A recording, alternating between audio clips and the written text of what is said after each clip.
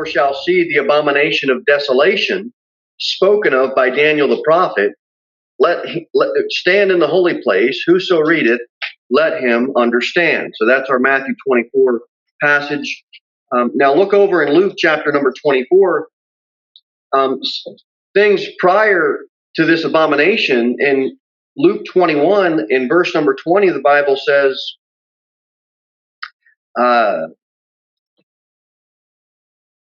and when ye shall see, Luke 21, verse 20, Jerusalem compassed with armies, then know ye the desolation thereof is nigh.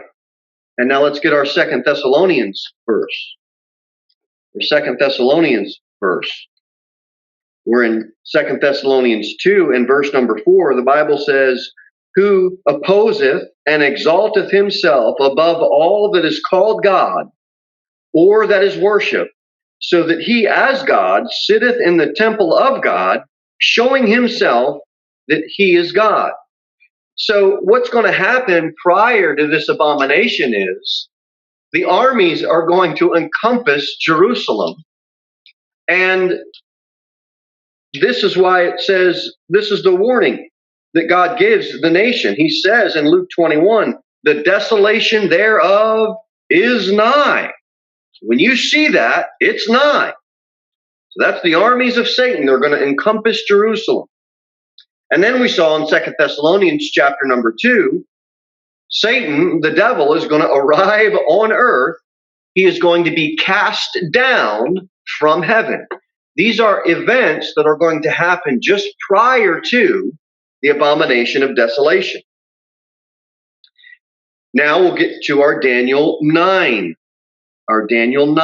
verse 27. And he shall confirm the covenant with many for 1 week. And watch this. And in the midst of the week, he shall cause the sacrifice and the oblation to cease. And for the overspreading of abominations, he shall make it desolate, even until the consummation, and that determined shall be poured upon the desolate. So this is going to happen. Sacrifices are going to be brought back in the temple, but they're going to cease. They're going to come to an end. When? Well, it's hard to say exactly, but it's going to be around this time when either A, the armies of Satan encompass Jerusalem, or B, when Satan is cast down and now has a place on earth and sits in the temple, but the sacrifices are going to cease. So we get those three things wrapped around in our mind as far as what is going to happen during this or just preceding this abomination of desolation. Armies, Satan down, sacrifices will cease. No more. We already talked about the Jews are going to have a heightened level of fear and a heightened level of uncertainty. We talked about all this deception, all of the wars, all of the physical disturbances that are going on, all of the hatred, both from within and from without. People will hate the truth. We're not talking about this tonight, but we're going to have the death of the two witnesses. And they're going to make merry. They're going to share gifts with one another. And they're just basically thrilled that they're no longer going to be tormented by God's messengers, these two witnesses in their ministry. In Daniel chapter 9, verse number 27, we see that this worship that's happening in the temple, it's based upon that false covenant of peace with the man of sin. It's going to stop. Satan's going to come down from heaven, and guess what he's going to demand? The same thing that he's always demanded. Man's worship. So that's what we have going on just prior to the abomination of desolation. If you're still in Daniel, flip over to chapter number 12. Daniel chapter number 12. And in the first verse, we're going to see that Michael is Israel's defender against her enemies. And he stands to defend that nation. Daniel chapter 12, verse number 1. And at that time shall Michael stand up, the great prince, which standeth for the children of thy people. Daniel's people would be the Jews. And there shall be a time of trouble, such as never was since there was a nation, even to that same time. And at that time thy people shall be delivered, every one that shall be found written in the book. But Daniel, it's in Daniel chapter 12. Michael, Israel's protector that's going to stand for the nation, he's not Jesus. He's not omnipresent. He can only be in one place at one time. He can either be in heaven or he can be in earth. So all of this stuff is unfolding upon the earth. Now get Revelation chapter number 12. Revelation chapter number 12.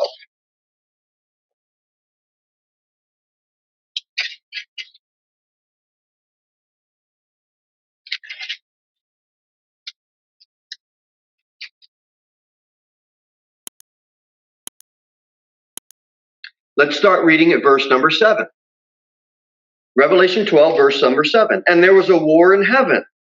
Michael and his angels fought against the dragon, and the dragon fought and his angels, and prevailed not, neither was their place found any more in heaven. And the great dragon was cast out, that old serpent called the devil and Satan, which deceiveth the whole world. He was cast out into the earth, and his angels were cast out with him. And I heard a loud voice saying in heaven, now is come salvation and strength and the kingdom of our God and the power of his Christ. For the accuser of the brethren is cast down, which accursed them before our God day and night. And they overcame him by the blood of the Lamb and by the word of their testimony, and they loved not their lives unto the death. Therefore rejoice, ye heavens, and ye that dwell in them. Woe to the inhabitants of the earth and of the sea, for the devil is come down unto you, having great wrath, because he knoweth that he hath but a short time. And that's right, he does have but a short time. And it's a reason for heaven to rejoice. But the devil being cast into the earth, verse number 9, there's going to be a reason to rejoice in heaven, verse number 12. But look at verse number 12, great wrath, having great wrath. The earth is going to be completely exposed to Satan's great wrath. That's going to be scary. It already is scary that he's the prince of the power of the air, but he's going to be cast down to the earth. Michael's protector, Israel, is summoned up to the third heaven, and that battle goes on, and he is cast from heaven. And what he may very well do, I don't know for sure, but what he very well may do is set up the abomination in the temple. The armies of Satan, we know, are going to encompass Jerusalem. The man of sin calls for an end of sacrifices to be offered. Satan is cast down to the earth. All of these events are all interconnected. And then the abomination that maketh desolate.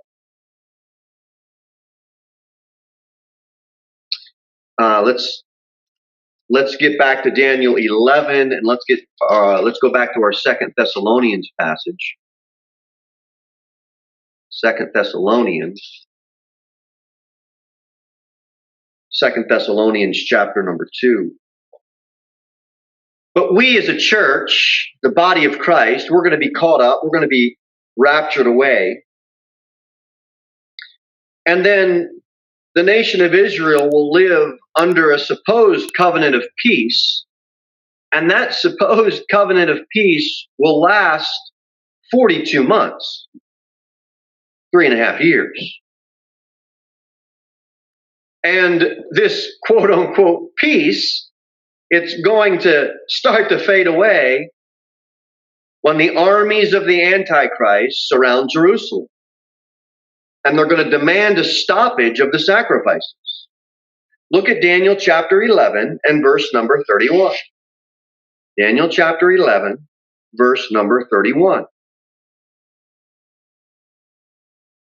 And arms shall stand on his part, and they shall pollute the sanctuary of strength, and shall take away the daily sacrifice, and they shall place the abomination that maketh desolate. The sanctuary of strength will be polluted. 2 Thessalonians chapter number 2.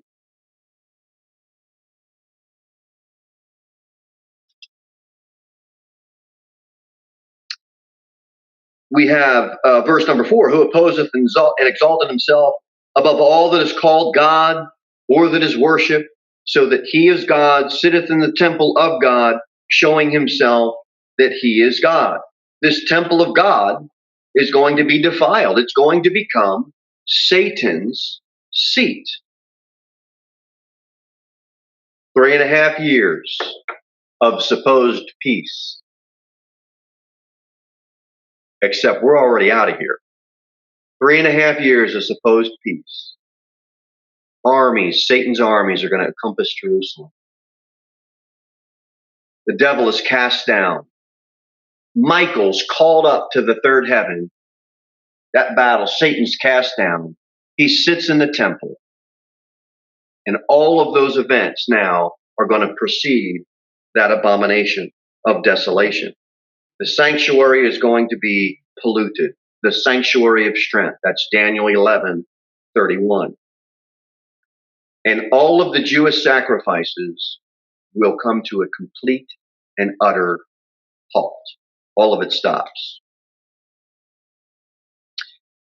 Now, one thing to note, we see in the Old Testament, in Daniel, it's named the abomination that maketh desolate. But in the New Testament, it says the abomination of desolation. Well, what's the difference? Well, it's just a language difference. Daniel, they spoke Hebrew. It's a translation thing. In the New Testament, we have Matthew and Mark. They're not speaking Hebrew, they're speaking Greek. So that's why we see the difference in that translation source. One's Hebrew, and then one is Greek. And let's go through these references so you can see them. Let's read them one more time. Get Daniel 11:31. It's good to go to them again and again. It helps really get it in our mind. Look at Daniel 11, verse number 31. And arms shall stand on his part, and they shall pollute the sanctuary of strength, and shall take away the daily sacrifice, and they shall place, here it is, the abomination that maketh desolate. Daniel chapter 12.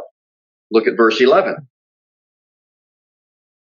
And from the time that the daily sacrifice shall be taken away, and the abomination that maketh desolate set up, there shall be 1,290 days. See it again, abomination that maketh desolate. Our Matthew 24 passage and Mark 13. Let's look at both of those and read those together. Matthew chapter 24, and then get Mark 13. Matthew chapter 24, verse 15. When ye therefore shall see the abomination of desolation spoken of by Daniel the prophet. And guess what it says in Mark 13? The same thing. Verse 14. But when ye shall see the abomination of desolation spoken of by Daniel the prophet. So I guess technically we could say, or it's fair to say, this is the abomination. It's all referring to the same thing. And it's descriptively defined as that maketh desolate or desolation. The word abomination shows up just under 70 times in the Bible. Most of the time it has to do with a false image or false god or goddess. You want to run all 69 verses? Might be good to do one time through a study, but how about we just do a few? Let's get all the way back in our Old Testament to the book of First Kings. First Kings.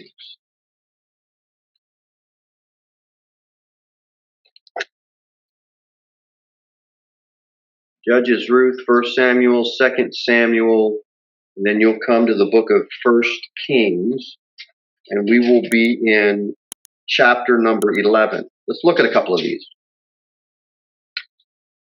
The word abomination, that'd be a great study for somebody to do. Run all the verses on abomination. The abomination. First Kings, chapter number 11. Let's look at verse number 5. For Solomon went after Ashtoreth, the goddess of the Zidonians, and after Milcom, the abomination of the Ammonites.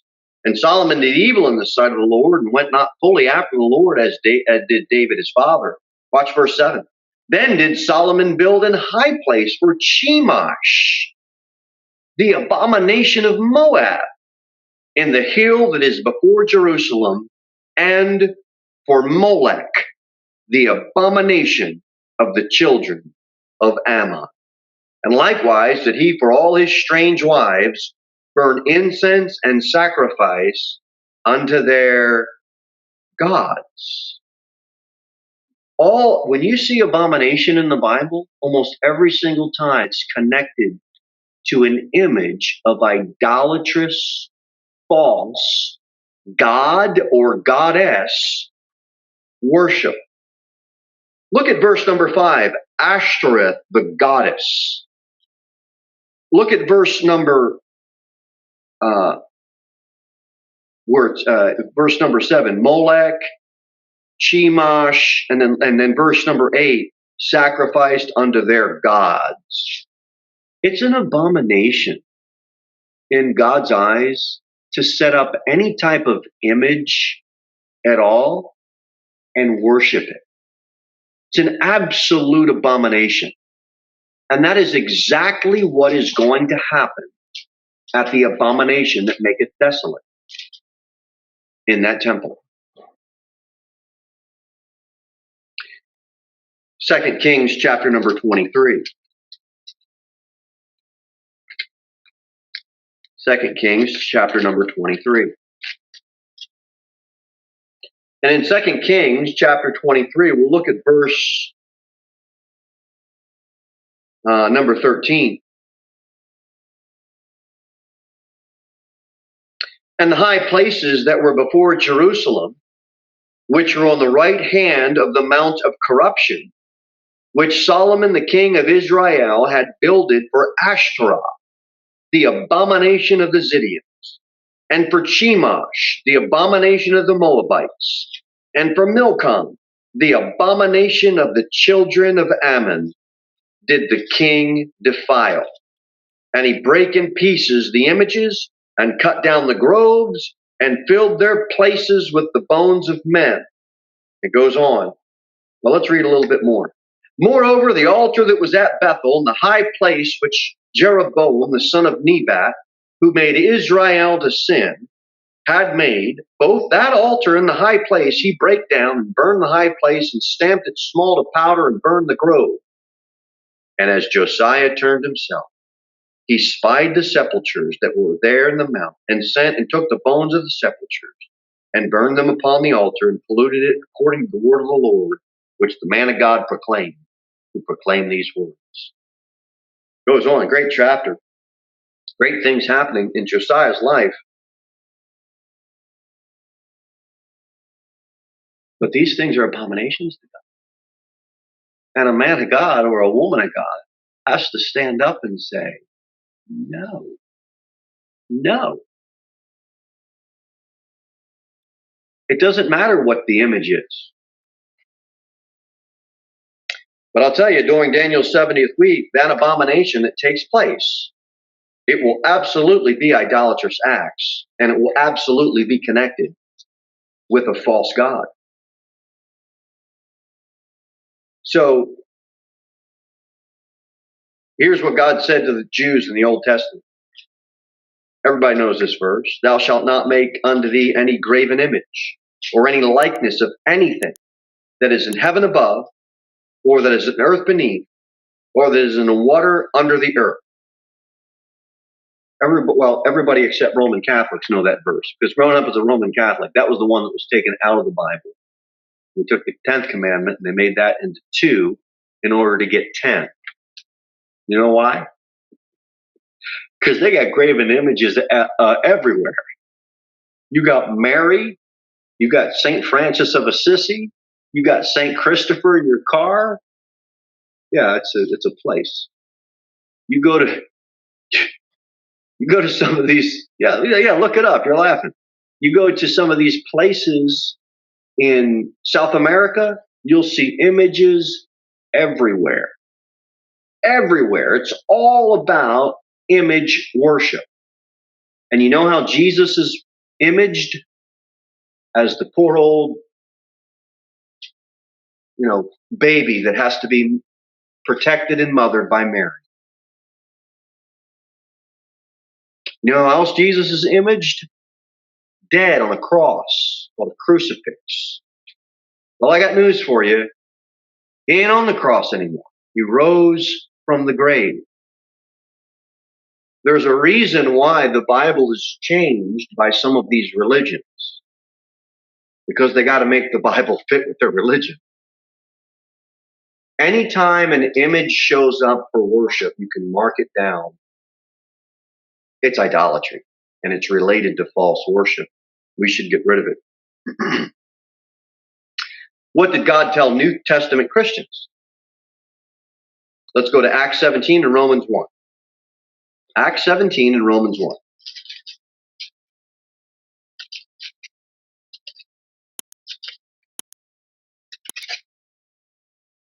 Acts chapter 17, verse number 29. Acts 17, verse 29. For as much then as we are the offspring of God, we ought not to think that the Godhead is like unto gold or silver or stone, graven by art and man's devices. God doesn't want us making art and graven images to worship. That's what he said to us. Look at Romans chapter number 1. Everybody knows this verse. Verse 22, professing themselves to be wise, they became fools. How? And changed the glory of the uncorruptible God into an image made like to corruptible man and to birds and to four-footed beasts and creeping things. It shows up all over. It shows up all over. You can't get away from it.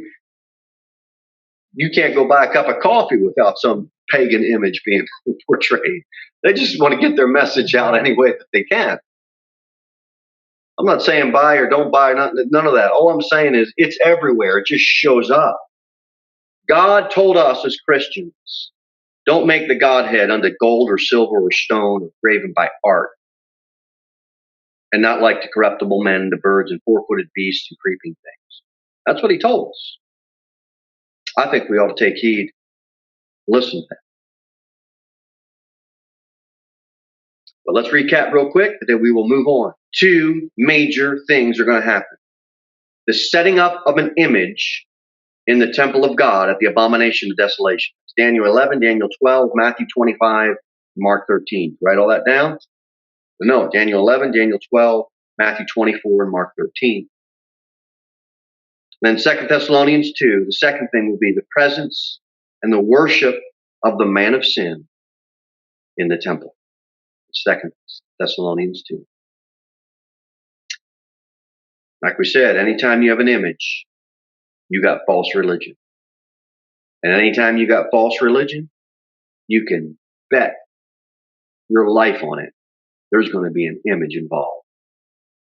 God is concerned about the wickedness of setting up images to worship. So let me ask you, I'll ask myself the same question. Do you have an image? Is there something that you worship more than God? Is it a toy? Is it a car? Is it something that you own? Is it a house? What is it? Hopefully we all answer none. Or if we answer, oh, there is one, we get rid of it. Get rid of it. Get rid of the image. Be a Josiah. Get rid of it. Now, we saw in Daniel 11, the abomination is placed. Daniel 12, it says it's set up. Matthew 24, it's standing in the holy place. Mark 13 says where it ought not. And so every faithful Jew will understand the imminent danger that they're under during Daniel's 70th week. Man of sin is going to present himself, likely at that point.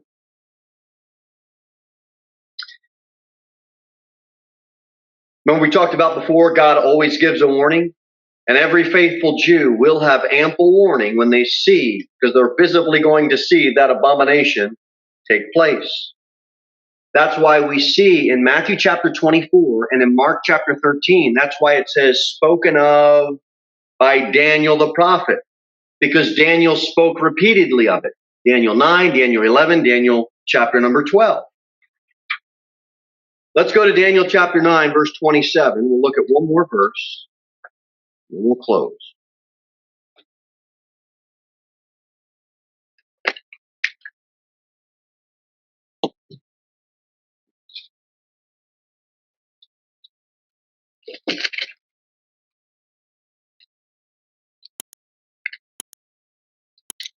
All right. Here we go.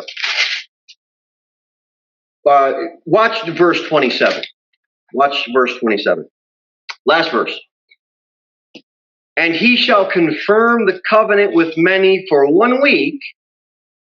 And in the midst of the week, he shall cause the sanctuary and the oblation to cease. And watch this one. And for the overspreading of abominations, he shall make it desolate. This is the only time we see the phrase, the overspreading of the abomination. It's going to be one of many abominations. It's the only thing you can get out of that verse, the overspreading of abominations. So I thought that to be interesting in verse 27, the overspreading of abominations, signaling one among many different ones. A bad, bad time. But God always gives sufficient warning. Well, say that in a minute. It's Daniel's warning in the Old Testament. Matthew and Mark's recorded warnings that we see in Matthew 24 and Mark 13. And also, which we didn't get into tonight, we'll do another lesson, providing or confirming the validity of, look, this is going to happen because of the two witnesses and the preaching of those two witnesses. So the warnings are given clearly by God. Just like we as Christians, we were given a warning. You're a sinner. Because of your sin, you're separated from God, your creator. Well, what does that mean? It means you're headed for hell, and God would be righteous and just for sending you there. He wouldn't be a bad man. He would be a righteous judge, because righteous judges put criminals in jail. And God, the judge of the universe, is 100% holy and righteous. And yes, you are a criminal. You've committed high crimes against the holy God. And because of that, you're condemned to hell. Uh-oh. That's the warning. God always gives the warning, and he always with the warning gives a plan of escape. But I love you so much that I sent my only begotten Son to come down here and live a righteous life because you're unrighteous, to live a godly life because you're ungodly, to live a clean life because you're unclean, and pay your sacrifice. The debt that you owe me, you can't pay me because you can't be good enough. But my son can. And he's going to willingly go to a cross, suffer, bleed out on a cross, and die for whosoever would believe on him. In other words, he's going to die for the whole world. The sins of the whole world he took upon himself. Not only did he die, but he rose again, defeating death, making full payment for your sin and for my sin. Over 20 years ago, I trusted in what the Lord did for me because I knew I was unrighteous, ungodly, unclean, and deserving of hell because I've committed high crimes against the holy God. Oh no, I never murdered anybody. I didn't have to. All I had to do was tell one little lie. All I had to do was have one impure thought. Have you ever had one impure thought? Then against God, you've committed a high crime. And you deserve hell. That's the warning. Here's the plan of escape. Trust in Jesus Christ. He paid your debt. He did it willingly. He suffered and died, 100% obedient to God the Father, 100% God and 100% man all at the same time. And he offers you the free gift of eternal life. You can't get it through baptism. You can't get it through church membership. You can't get it through good works. You can't get it through financial giving. You can't get it from saving the seals or any other type of social or humanitarian project out there. You can't get it through humanitarian works or social projects. You can only get it through Jesus Christ, the Creator and the Sustainer of all things. Will you trust in Him if you haven't already?